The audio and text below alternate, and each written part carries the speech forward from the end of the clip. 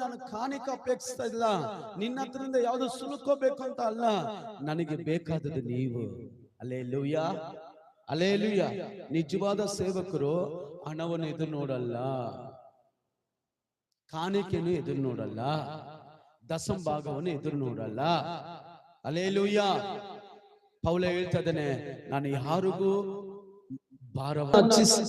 ಆಸೆ ಪಡ್ತಾ ಇಲ್ಲ, ನಿಮ್ಮನ್ನೇ ನಾನು ಆಸೆ ಪಡ್ತೀನಿ. ನೀವು ಬೇಕು ನನಗೆ, ನಿಮ್ಮ ಕಾಣಿಕೆ ಅಲ್ಲ, ನಿಮ್ಮ ಹಣವಲ್ಲ. ಕಾರಣ ಆತನು ಹುಡುಕಿದೇನು? ಆತ್ಮಮಕ್ಕಳನ್ನ. ಆಮೇಲೆ ಮುಂದೆ ದೇವರ ವಾಕ್ಯದಲ್ಲಿ ನೋಡ್ತೀವಿ, 2 ಕೊರಿಂಥ 12:15 ನಾನು ಖರ್ಚು ಮಾಡುವುದಕ್ಕೂ ಖರ್ಚು ಮಾಡಿಸಲ್ಪಡೋಕ್ಕೂ ನಾನು ಸಿದ್ಧವಾಗಿದ್ದೀನಿ. ಸುಮ್ಮನೆ ನಾನು ಸೇವೆಗೆ ಬಂದಿಲ್ಲ, ನಾವು ಕೊಡ್ತಾ ಇದೀವಿ, ನಾನು ಕಷ್ಟ ಪಡ್ತಾ ಇದೀನಿ, ನಾನು ತ್ಯಾಗ ಮಾಡ್ತಾ ಇದೀನಿ, ನಾನು ದೇವರ ರಾಜ್ಯಕ್ಕಾಗಿ ಬಿತ್ತನೆ ಮಾಡ್ತಾ ಇದ್ದೀನಿ. ಓದ್ರಿ ಆ ವಾಕ್ಯ. ನಾನಂತೂ ನನಗಿರುವುದನ್ನು